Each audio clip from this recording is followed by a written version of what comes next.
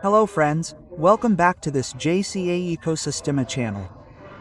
Today with a new video. As you can see, we are in a different environment, not in the studio where we usually make the videos, but it is interesting. I wanted to show you something different that also has to do with the electronic part. Although there is a lot of mechanics, it is a machine to measure, cut and measure fabric.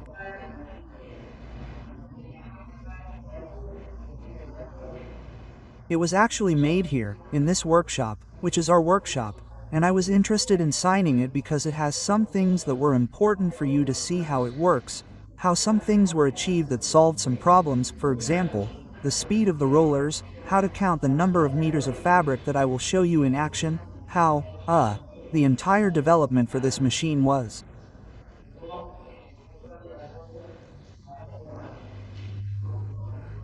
As our subscribers, I am very interested in you understanding and refreshing you a little about some concepts to do similar things. Although it is not going to be a machine like this, you can do other things. Well, the mechanical part is 3 rollers. One here inside, here we are going to see it. An idler roller inside, another idler roller in this position, and the motor roller that is down here. This roller is moved by a 3-phase motor. That's where the interesting part for electronics comes in. I made this box that is here.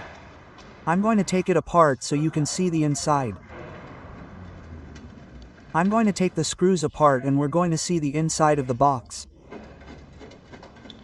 What does this whole design consist of? This would be the heart of the machine. Although it has a motor with a belt and a coupling that you can see here, where would I say the giant pulley? It has a reduction of 5:1, but if the motor is 15 turns, which the one you're going to see here, this is the motor here, this motor is 15 turns, but that's where the explanation comes in, at 15 turns with a frequency of 50 Hz.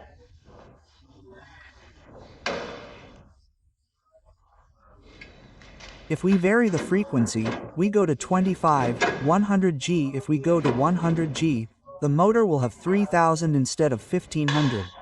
If we go to 25, it will have 750. And if we go to a much lower frequency, it will have the speed that we want.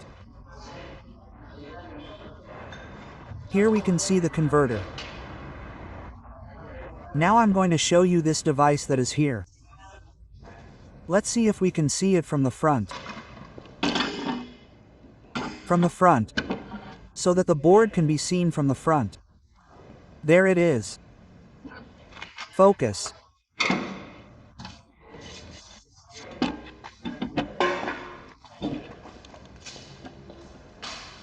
I'm going to bring the board to be able to calibrate it through this plate that you see inserted here.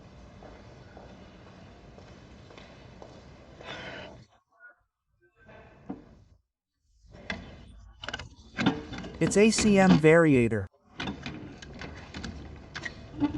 The frequency is programmed here and we are going to obtain the revolutions that we want on the shaft. Those revolutions depend on the frequency, as I just told you, and in turn I manage them with a potentiometer so that the frequency is simple at will. In this case, here you can see another device which is the counter. It's a counter that uses a Hall sensor, which I'll show you right away, which is on the axle. Let's see if we can see the Hall sensor. Do you remember that I made a video about Hall sensors? Well, another application of the Hall sensor is this wheel that you have here. On the other side, there's a magnet and the H sensor is in front in this position. Every time the wheel passes the sensor, a digit changes on the counter. Let's put it to work. I'll turn on the power.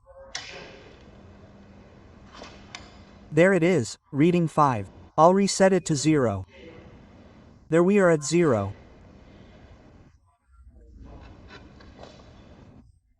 When the motor starts working, look below, the axle starts to turn.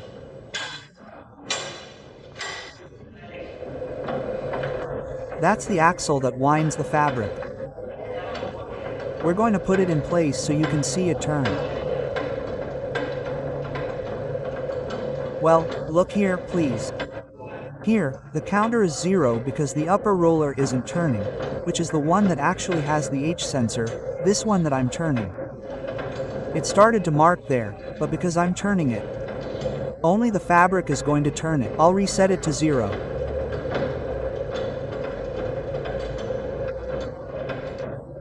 Okay, now if we look at this side, let's see if we can see the frequency. Yeah, put it right in front, look, right in front of the middle. Let's see, I don't know if you can see the numbers on the board there.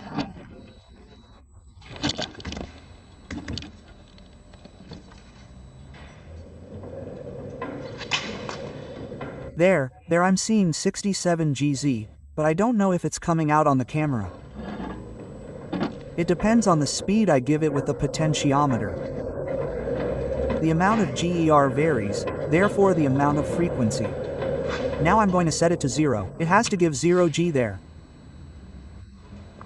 Okay, let's go back to the beginning.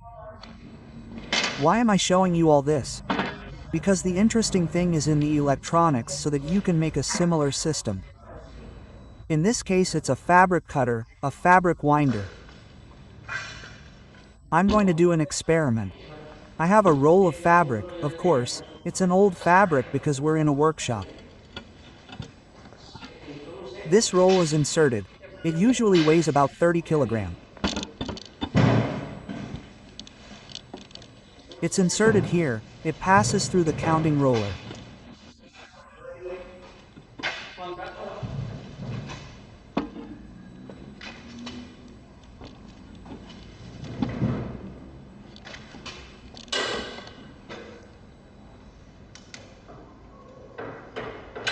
Here it has some measurements, some hooks, do you see?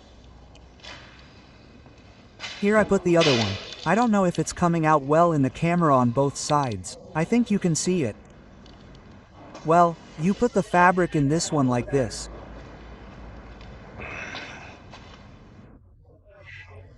You reset the counter. There you can see the light. When it's at 0, it turns on. There it turned on, it made the change. I reset it to 00.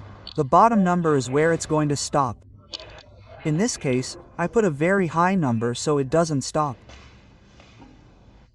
Well, the fabric is already incorporated.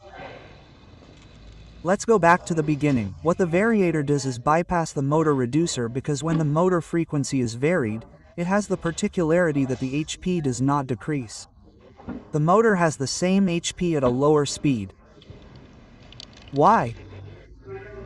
Because this is a variator with a vector system that works the same when lowering the motor frequency. I already told you that the speed of a 3-phase motor has to do with the cycles. Here in Argentina there are 50 cycles. If I had 60 cycles in the United States, for example, the motor speed is 100 revolutions or 17. At 60 cycles it is 1750. At 50 cycles in our country it is 100 revolutions. I can vary the cycles at will with this variator, in this case with a potentiometer. Now I'm going to show you how it works. I don't know if I explained it well.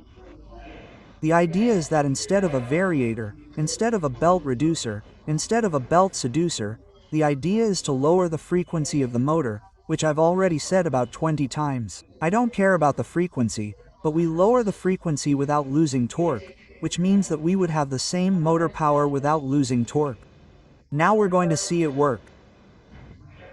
Let's see it work from the front. Look at how we're going to see it work here from the front, and then we're going to read how the digits change as the fabric advances. In this case, there are no more than 2 meters, something like that, 2 or 3 meters, so it will run out quickly. I'm starting it right now. There it starts to wind the fabric down there. It's already wound down there. If you see the counter here, I already told you, there's an H sensor with a magnet here. Every time the magnet passes through the turn, it's already determined how much fabric passes through for it to make one turn. It's going to make a digit. Here it starts to work.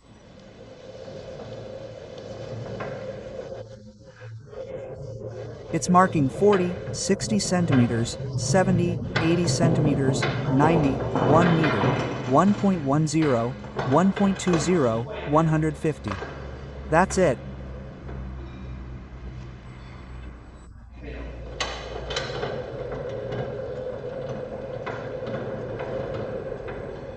Well, in this case there was 1.70 of fabric. What's important about all this?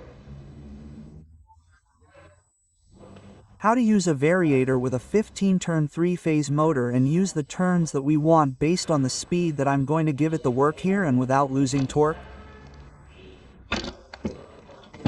Because most variable speed drives are by lowering the voltage and lowering the current, but that means it doesn't have the same torque. In this case, this motor has 1 HP. It has 1 HP at 3 revolutions per minute, at 4 per minute, at 10 revolutions per minute, at any revolution.